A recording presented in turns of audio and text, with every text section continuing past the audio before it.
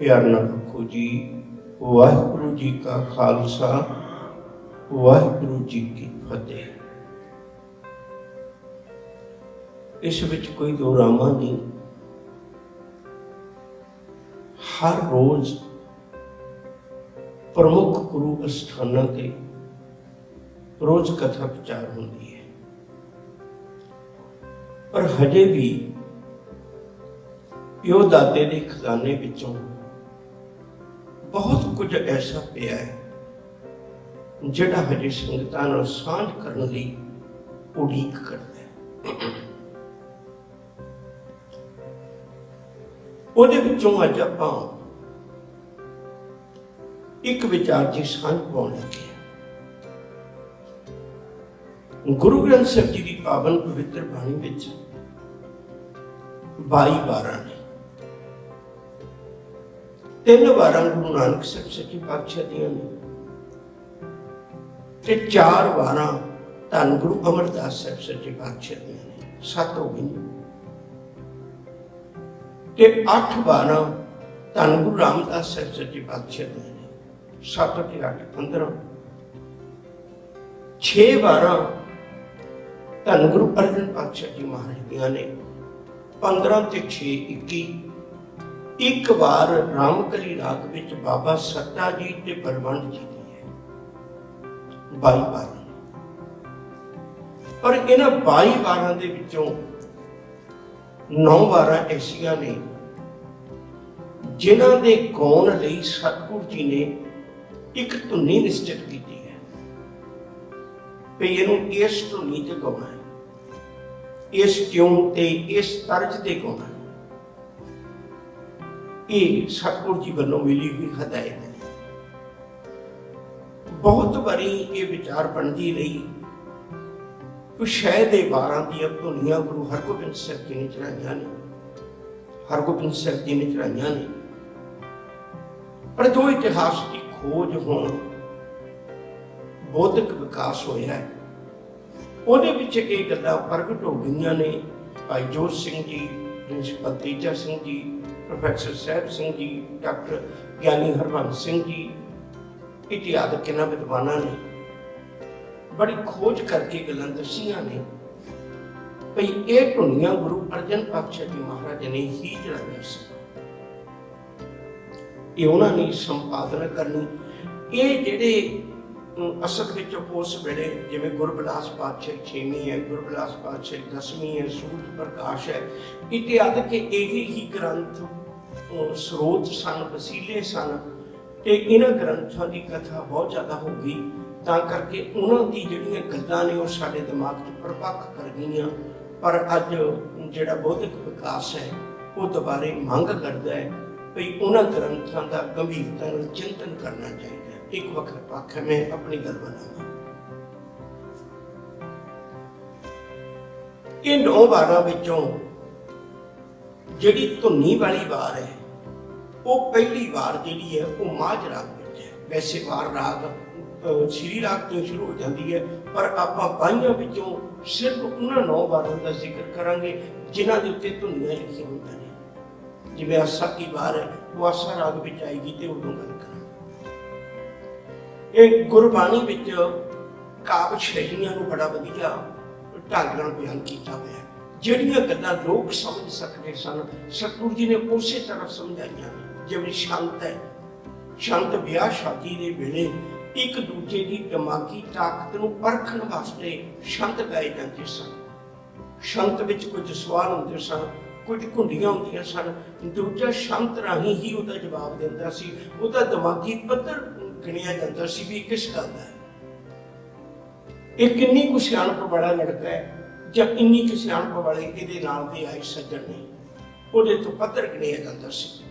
ਇਸੇ ਤਰ੍ਹਾਂ ਸਾਡੇ ਸਮਾਜ ਵਿੱਚ ਪ੍ਰਚਲਿਤ ਸਨ ਘੋੜੀਆਂ, ਸਾਡੇ ਸਮਾਜ ਦਾ ਅੰਗ ਨੇ ਅਲਾਹਣੀਆਂ।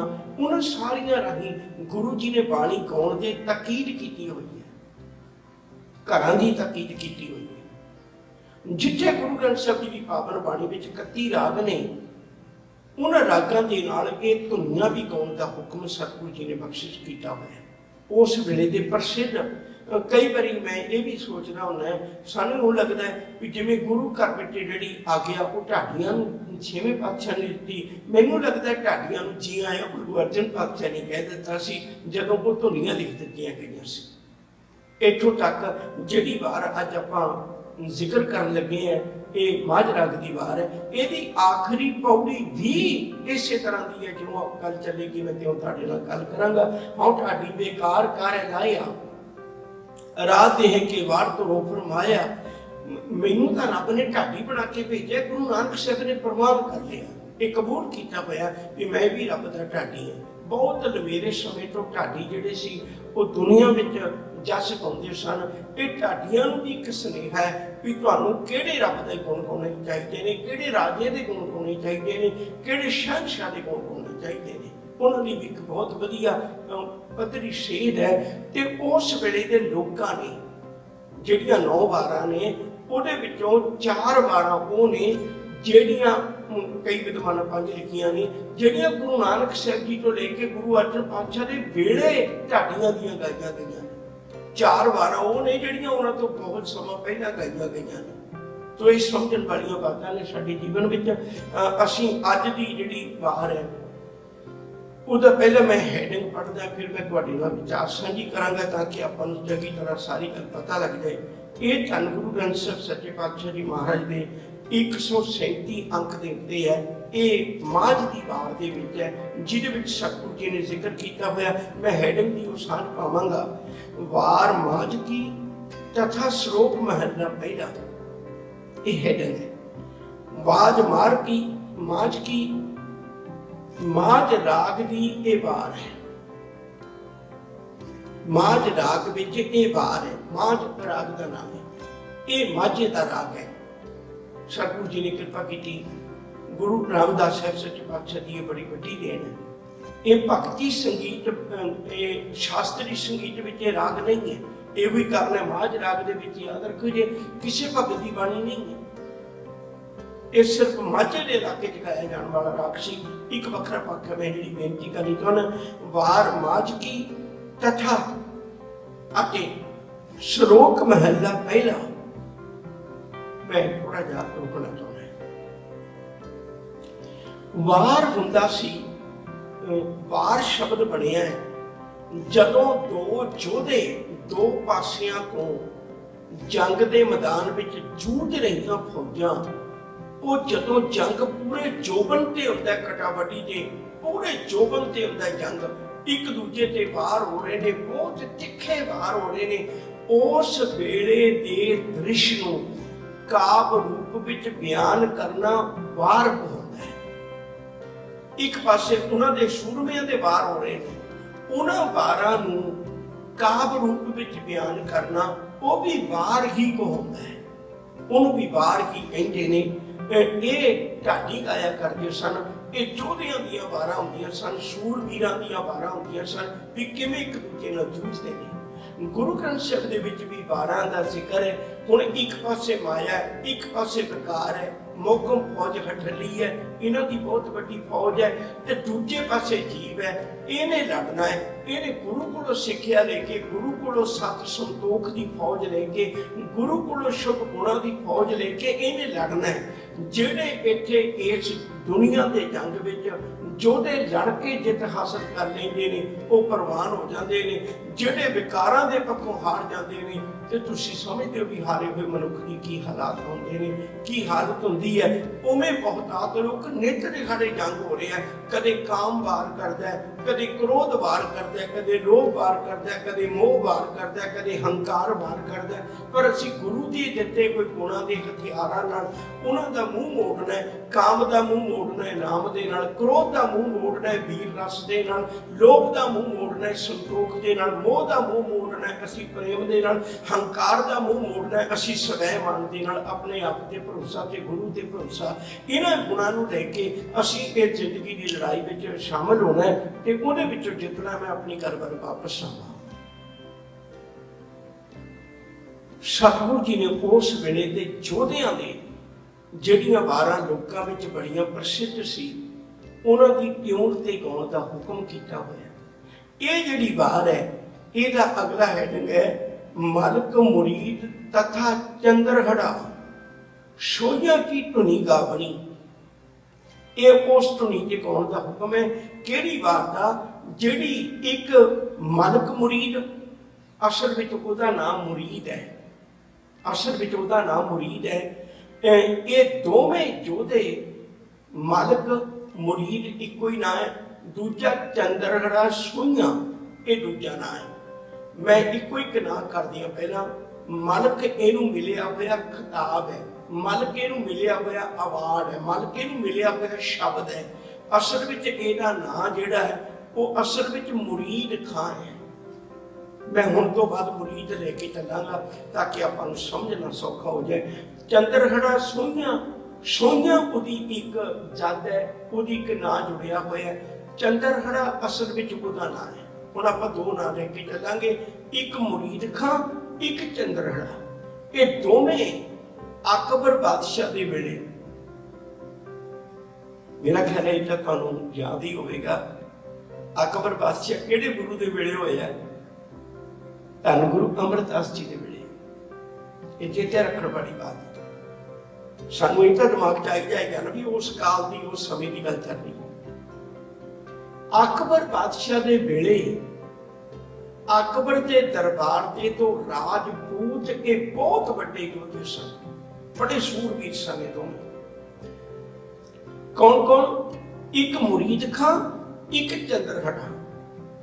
हुण इह कुदरती गल है भी जिहड़े इक्को जिहे किते वाले होण, उन्हां दे विच आपसी ईर्खा पैदा हो जाया करदी है। कुछ लोगों ने कहावतां भी बना दित्तियां ने भी कुकर दा वैरी कुकर हुंदा, कुत्ते दा वैरी कुत्ता हुंदा। इहो जे इक्को जिहियां गल्लां, इक्को जिहे प्रोफैशन विच, इक्को जिहे गुणां वाले बंदियां विच ईर्खा पैदा हो जानी कुदरती गल हुंदी है। ये कुदरत दा वरतारा है। हुण ये अकबर दे दरबार विच रहिंदियां दोवें जोधे, दोवें सूरवीर ते दोनों दी अंदरों ईर्खा है। मुरीद खां दी भी ते चंद्रहड़ा दी भी। कदे कदाई गल चल पैंदी है मुरीद खां दी अकबर दे दरबार विच कि चंद्रहड़ा सड़ बलदा है, ते कदे कदाई चंद्रहड़ा दी सूरवीरता दी गल चल पैंदी है, वो मुरीद खां सड़ बलदा है। दोनों दी अंदरों ईर्खा है। बाहरी तौर ते इक्को राजे कोल काम करदे ने, इकट्ठे रहना पैना, होर कोई साधन नहीं। एक बारी की होया अचानक इहो जिहा कारण बनिया भई काबल दे विच जां एक सरहद दा जिक्र भी कीता है। उस पासे दे लोग कुछ अकबर दे दरबार विचों बागी हो गए, ना उन्हां टैक्स भेजिया ते कुछ हल्ला गुल्ला कीता, उहदे राज दे निजमां नूं मन्नण तो इनकारी हो गए। अकबर ने भरे दरबार विच उदों यह ऐलान होया करदा सी, हथियार रख के जिवें तलवार रख देनी है, तलवार रख के नाल बीड़ा रख देना पान दा। पान जिहड़े लोग खांदे ने वो पान दा बीड़ा रख देना भी जिहड़ा कोई सूरमा तुहाडे विचों है वो उठे, उस सरहद ते होई हुई बगावत नूं कोई दबा के आवे। तां जदों ये ऐलान कीता उदों मुरीद खां छाल मार के उठिया अकबर दे भरे दरबार विचों, छाल मार के उठ के ते ओने तलवार चुकी ते बीड़ा मुख आके प्रण कीता भी उस जगह की बगावत नूं मैं दबा के आवांगा। ना दबा सकिया तो जंग के मैदान विच अपना आपा खत्म कर दियागा, मैं नमोशी लेके घर वापस नहीं परतांगा। ये गुरु ग्रंथ साहिब की पावन बाणी विच पंक्ति है, मैं बेनती करूं। हालांकि इस बार का गुरु ग्रंथ साहिब की बाणी नाल इस बार का कोई संबंध नहीं है। जिहड़ी ये राजियां की गल मैं कर लगा, इन्हां राजियां का संबंध कोई नहीं। मैं एक पल तुहाडे नाल होर साझी गल करना, फिर इत्थे गल आपां शुरू करदे। गुरु ग्रंथ साहिब च कुछ ऐसे हवाले ने जिन्हां दी बाणी दर्ज नहीं है, जिवें प्रहलाद है, प्रहलाद की बाणी दर्ज नहीं है पर उसके हवाले बड़े ने। मेरे ख्याल एक हवाला तुसीं रोज ही पढ़ते होवोगे, गुरु रामदास साहब सच्चे पातशाह दा छंद, हर जुग जुग भगतों पाया पैज रखदा है राम राजे, हरनाक्ष दुष्ट हर मारिया प्रहलाद तराया। हुण प्रहलाद दा असल विच उहदी बाणी कोई नहीं है दर्ज, एक भी शब्द उहदा दर्ज नहीं, बहुत समा पहला हो चुका होया। ਪਰ ਉਹਦੇ ਬਾਰੇ ਵਿੱਚ ਬਹੁਤ ਦਰਜ ਹੈ, ਧਰੂਪ ਦੇ ਬਾਰੇ ਵਿੱਚ ਬਹੁਤ ਕੁਝ ਦਰਜ ਹੈ।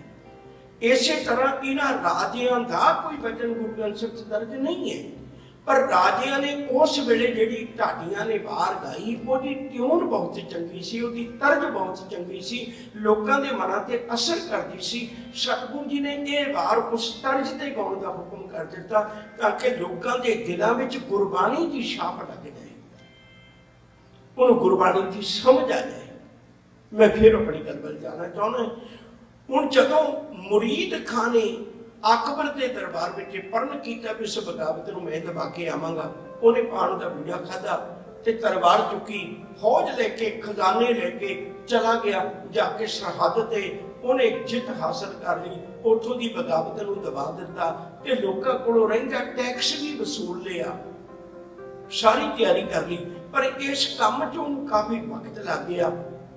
ਉਹ ਵਾਪਸ ਅਕਬਰ ਕੋਲ ਕੋਈ ਸੁਨੇਹਾ ਨਾ ਭੇਜ ਸਕਿਆ, ਜੰਗ ਮੈਦਾਨ ਦੇ ਵਿੱਚ ਜੂਝਦਾ ਹੋਇਆ ਵਾਪਸ ਕੋਈ ਸੁਨੇਹਾ ਨਾ ਭੇਜ ਸਕਿਆ। ਇੱਧਰ ਚੰਦਰਹੜਾ ਨੇ ਰੋਜ਼ ਦਿਹਾੜੇ ਚੁਗਲੀ ਲਾਈ ਜਾਣੀ ਵੀ ਦੇਖੋ ਮੁਰੀਦ ਖਾਂ ਦਾ ਬਾਗੀ ਹੋ ਗਿਆ, ਮੁਰੀਦ ਖਾਂ ਦਾ ਕੋਈ ਸੁਨੇਹਾ ਹੀ ਨਹੀਂ ਭੇਜਦਾ, ਮੁਰੀਦ ਖਾਂ ਦਾ ਟੈਕਸ ਲੈ ਕੇ ਆਪਣੇ ਕੋਲ ਬੈਠਾ ਹੈ। ਤੇਰੇ ਦਰਬਾਰ ਵਿੱਚ ਅਕਬਰ ਬਾਦਸ਼ਾਹ, ਤੇਰੇ ਦਰਬਾਰ ਵਿੱਚ ਉਹਨਾਂ ਦੀ ਬਗਾਵਤ ਦਬਾਉਣੀ ਤਾਂ ਸੌਖੀ ਸੀ, ਮੁਰੀਦ ਖਾਂ ਦੀ ਬਗਾਵਤ ਦਬਾਉਣੀ ਔਖੀ ਹੋ ਜਾਣੀ, ਉਹ ਤਾਂ ਰਾਜਾ ਬਣ ਕੇ ਬੈਠ ਜਾਣਾ। ਹੁਣ ਨਿੱਤ ਦਿਹਾੜੇ ਜਿਹੜੀਆਂ ਗੱਲਾਂ ਕੰਨਾਂ ਵਿੱਚ ਪੈਂਦੀਆਂ ਰਹਿਣ, ਈਰਖਾਵਾਦੀ ਲੋਕਾਂ ਦੀਆਂ ਕੰਨਾਂ 'ਚ ਪੈਂਦੀਆਂ ਰਹਿਣ, ਆਖਰਕਾਰ ਬਾਦਸ਼ਾਹ ਅਕਬਰ ਬਾਦਸ਼ਾਹ ਇਸ ਗੱਲ 'ਤੇ ਮਜਬੂਰ ਹੋ ਗਿਆ। ਉਹਨੇ ਆਖਿਆ ਵੀ ਉਹਨੂੰ ਕਿਵੇਂ ਪਕੜ ਕੇ ਲਿਆ ਸਕਦਾ। ਉਸੇ ਵੇਲੇ ਚੰਦਰਨਾ ਉੱਠਿਆ, ਕਹਿਣ ਲੱਗਾ ਤੁਸੀਂ ਮੈਨੂੰ ਆਗਿਆ ਕਰੋ, ਮੈਂ ਮੁਰੀਦ ਖਾਂ ਨੂੰ ਪਕੜ ਕੇ ਬੰਨ੍ਹ ਕੇ ਲਿਆ ਕੇ ਮੁਸ਼ਕਾਂ ਮਾਰ ਕੇ ਤੁਹਾਡੇ ਦਰਬਾਰ ਵਿੱਚ ਹਾਜ਼ਰ ਕਰਾਂਗਾ। ਇਹ ਕਿੱਡੀ ਕੁ ਵੱਡੀ ਗੱਲ ਹੈ, ਮੈਂ ਵੀ ਚਾਹੁੰਦਾ ਹੈ। ਹੁਣ ਉਹਨੇ ਉਸ ਵੇਲੇ ਅਕਬਰ ਬਾਦਸ਼ਾਹ ਨੇ ਉਹਨੂੰ ਵੀ ਆਗਿਆ ਦਿੱਤੀ ਵੀ ਜਿੰਨਾ ਧਨ ਤੈਨੂੰ ਚਾਹੀਦਾ, ਜਿੰਨੀਆਂ ਫੌਜਾਂ ਤੈਨੂੰ ਚਾਹੀਦੀਆਂ ਨੇ, ਤੂੰ ਸਾਰਾ ਕੁਝ ਲਿਜਾ ਕੇ ਤੇ ਉਸ ਮੁਰੀਦ ਖਾਂ ਨੂੰ ਪਕੜ ਕੇ, ਜਿਹਦਾ ਮਲਕ ਮੁਰੀਦ ਨਾਂ ਹੈ, ਮੁਰੀਦ ਖਾਂ ਨੂੰ ਪਕੜ ਕੇ ਮੇਰੇ ਦਰਬਾਰ ਵਿੱਚ ਲੈ ਕੇ ਆ। ਉਹ ਦੋਸ਼ੀ ਹੈ, ਹਾਲਾਂਕਿ ਮੁਰੀਦ ਖਾਂ ਨੇ ਕੋਈ ਵੀ ਗਲਤ ਕੰਮ ਨਹੀਂ ਸੀ ਕੀਤਾ। ਇਹ ਅਖੀਰ 'ਚ ਜਾ ਕੇ ਮੈਂ ਗੱਲ ਕਰਾਂਗਾ ਈਰਖਾ ਬਸ ਹੋ ਕੇ ਕੀ ਕਰ ਰਹੇ। ਹੁਣ ਜਦੋਂ ਇਧਰਲੇ ਪਾਸੇ ਤੋਂ ਚੰਦਰਹੜਾ ਵੀ ਚੱਲਿਆ ਫੌਜ ਲੈ ਕੇ, ਤੇ ਉਧਰੋਂ ਮਲਕ ਨੂੰ ਵੀ ਪਤਾ ਲੱਗ ਗਿਆ, ਮੁਰੀਦ ਖਾਂ ਨੂੰ ਵੀ ਪਤਾ ਲੱਗ ਗਿਆ, ਦੋਵੇਂ ਜੰਗ ਦੇ ਮੈਦਾਨ ਵਿੱਚ ਆ ਗਏ। ਇੱਕ ਦੂਜੇ ਨਾਲ ਗਹਿਰਾ ਜੰਗ ਹੋਇਆ, ਕਟਾ ਵੱਢੀ ਹੋਈ, ਬਹੁਤ ਲੋਕਾਂ ਦਾ ਨੁਕਸਾਨ ਵੀ ਹੋਇਆ। ਆਖਰ ਮੁਰੀਦ ਖਾਂ ਨੇ ਉਸ ਚੰਦਰਹੜਾ ਨੂੰ ਇੱਕ ਚਿੱਠੀ ਲਿਖੀ, ਕਹਿਣ ਲੱਗੇ ਸੱਜਣਾ ਈਰਖਾ ਤਾਂ ਤੇਰੀ ਤੇ ਮੇਰੀ ਹੈ, ਦੂਜੀਆਂ ਮਾਵਾਂ ਦੇ ਪੁੱਤ ਕਿਉਂ ਮਰਵਾਉਣ ਲੱਗਿਆ ਹੋਇਆ। ਜੇ ਤੂੰ ਏਡੀ ਗੱਲ ਕਰਨੀ ਹੈ ਤਾਂ ਕਿੰਨਾ ਚੰਗਾ ਹੋਵੇ ਗੱਲ ਤੇ ਆਪਣੀ ਹੈ ਨਾ। ਤੂੰ ਆ ਮੈਦਾਨ ਵਿੱਚ, ਜੰਗ ਦੇ ਮੈਦਾਨ ਵਿੱਚ ਆ ਤੇ ਮੈਂ ਵੀ ਆਉਣਾ ਹੈ, ਆਪਾਂ ਦੋਵੇਂ ਜਣੇ ਦੋਏ ਹੱਥ ਕਰਨੇ ਹੈ, ਜੋ ਫੈਸਲਾ ਹੋਏਗਾ ਉਹ ਜਿੱਤ ਜਾਏਗਾ।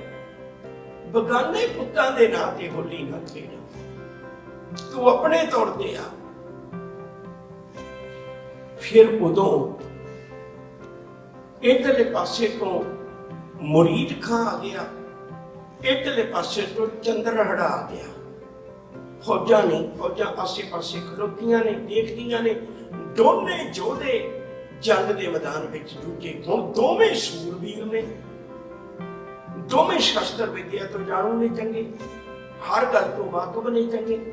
ਦੋਵੇਂ ਯੋਧੇ ਇੰਨੇ ਗਹਿ ਗੱਚ ਜੰਗ ਹੋਇਆ, ਉਹਦੇ ਵੀ ਬਹੁਤ ਜ਼ਖਮ ਹੋਏ, ਮੁਰੀਦ ਦੇ ਵੀ ਬਹੁਤ ਜ਼ਖਮ ਹੋ ਗਏ, ਤੇ ਦੂਜੇ ਪਾਸੇ ਚੰਦਰਹੜਾ ਵੀ ਬਹੁਤ ਵੱਡਾ ਜ਼ਖਮੀ ਹੋ ਗਿਆ।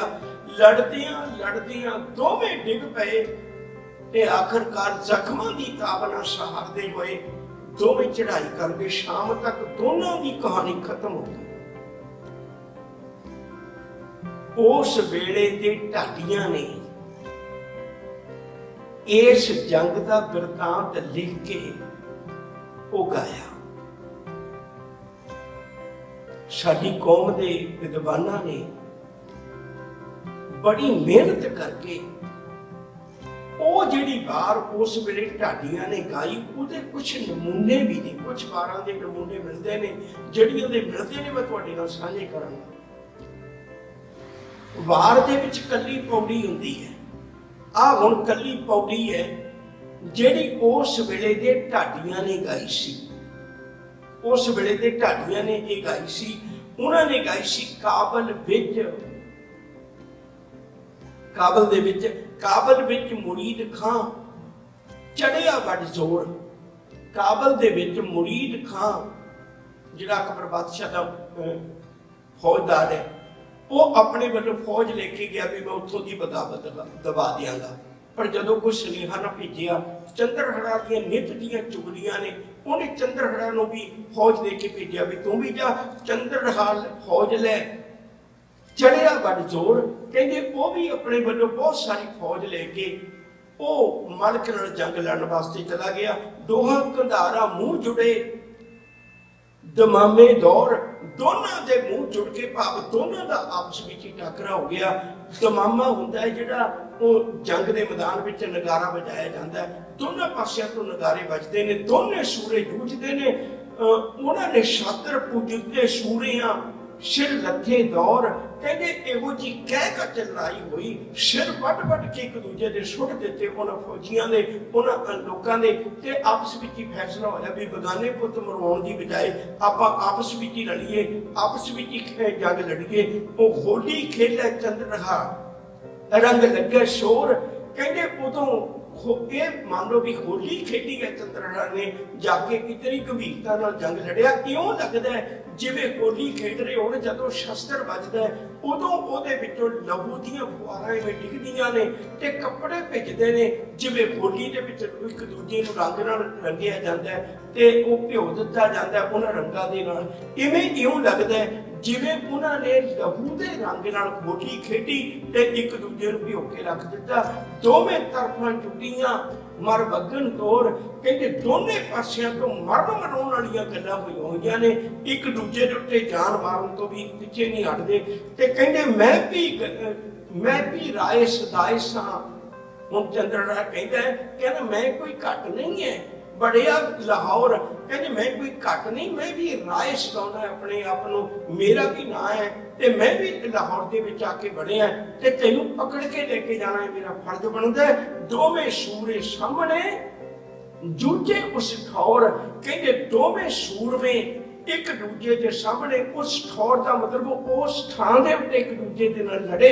इस तरह उन्हां दे जीवन का अंत हो गया। ये उस वेले दी ढाडियां दी गाई हुई वार, इहदियां 8-8 लाइनां ने उस वार की पौड़ी दियां ते तुसीं हैरान होवोगे गुरु नानक साहब जी की इस वार दियां भी 8-8 ही पौड़ियां ने। ये गुरु नानक साहब सच्चे पातशाह की वार नूं गुरु अर्जन पातशाह जी महाराज ने हुक्म किया सी भी इहनूं इस ढंग नाल गाउणा है ते उस वेले इस वार का जिक्र जिहड़ा है वो गुरु अर्जन पातशाह जी महाराज ने कराया सी। मैं एक बार फिर तुहाडे ख्याल विच रखदे हां। मालक मुरीद तथा चंद्रहड़ा ये दोनों के नां ने, जोधियां दे ईरखा ने। इह सिक्ख्या की मिलती है, ईरखा ने दोने सूरवीरां की जिंदगी का अंत कर दिता। कितना चंगा हुंदा जे किते दोवें सूरवीर अपनी सूरवीरता नूं किसी चंगे पासे लाउंदे, संसार नूं बड़ा वधिया एक सबक दे सकते सी। गुरु साहब जी ने कृपा की इस धुनी दे उत्ते इस माज दी वार नूं वार माज की तथा श्लोक महला पहला मालक मुरीद तथा चंद्रहड़ा सोहियां की धुनी गावनी। उस धुनी उत्ते गाउण दा एक हुक्म है जिहड़ी वार दे नाल श्लोक ने, श्लोक महला पहला भाव एक गुरु नानक साहब सच्चे पातशाह जी महाराज दी वार है। इहदे विचों कुछ श्लोक गुरु अंगद साहब जी दे ने ते कुछ श्लोक धन गुरु नानक साहब जी दे ने, बहुते श्लोक गुरु नानक साहब जी महाराज दे ने। इस वार दीयां 27 पौड़ियां ने, जिहदे विचों आखिरी पौड़ी दा मैं तुहाडे नाल जिक्र कीता हुणे।